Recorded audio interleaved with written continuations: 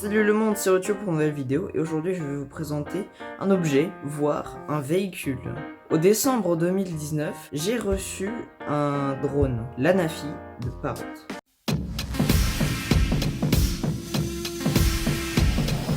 Alors avec ce drone, j'ai pu faire plein de beaux plans et plein de souvenirs surtout.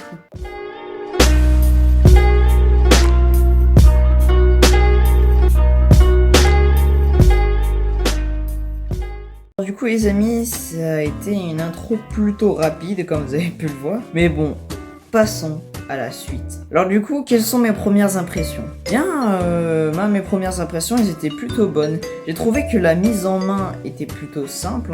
Et surtout, franchement, j'ai trouvé ça vraiment génial. Bon après, c'est mon premier vrai drone, donc ça joue peut-être. Mais en tout cas, oui, franchement, mes premières impressions étaient vraiment super. Malgré le fait que des fois, je le trouve un peu fragile, le drone.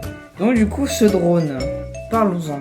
Du coup, ce drone, comme je vous l'ai dit au début de vidéo, c'est l'Anafi de Parrot. Alors, je pense, la chose qui m'a vraiment le plus saoulé, c'est le fait qu'il ait un détecteur, mais que en dessous de lui, que pour détecter le sol. Et ça, franchement, je vous avoue, c'est plutôt chiant. Ça m'a dû plusieurs crashs, malheureusement. Non.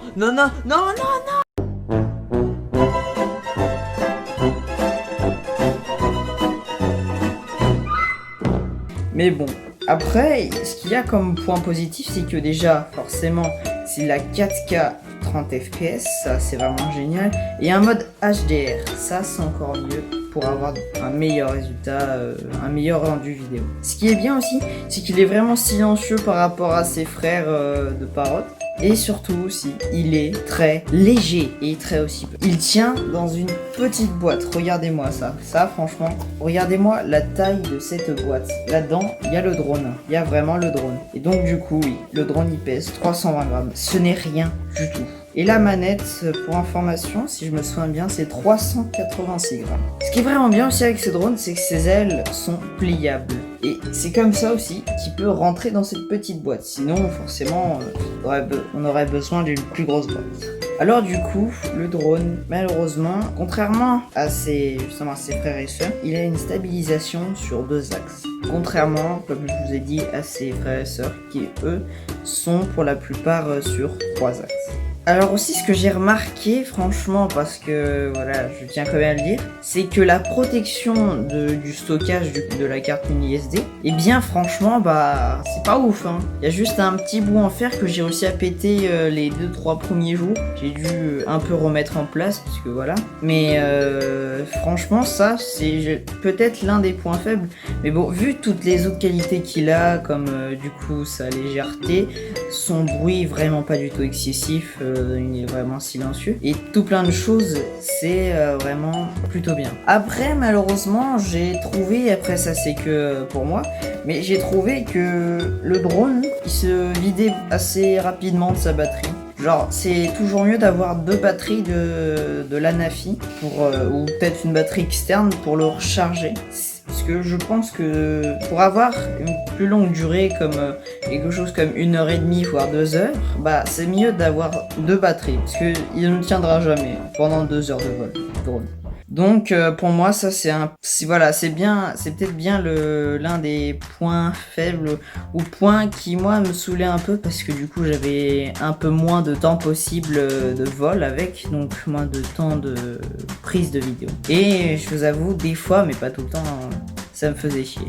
Bon, ce qui est bien, c'est que la prise qui permet de recharger du coup la fameuse batterie, c'est du l'USB-C. Pour comparer, c'est la même prise que vos téléphones pour le recharger. Donc pour ça, pour moi c'était plutôt simple, il fallait pas que j'achète un câble ou quoi que ce soit en plus, vu qu'étant donné que j'avais déjà les bons fils pour.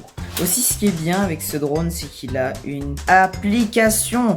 Donc vous pouvez vraiment aller sur votre téléphone, télécharger l'application, vous branchez votre téléphone, vous n'êtes même pas obligé à la manette et ensuite vous pouvez contrôler le drone. Et ça franchement je trouve ça cool. Parce que tout faire à la manette et tout, voilà, c'est pas bien. En plus ça enregistre plein de trucs. Vous pouvez regarder la carte, vous pouvez activer même le mode FPV.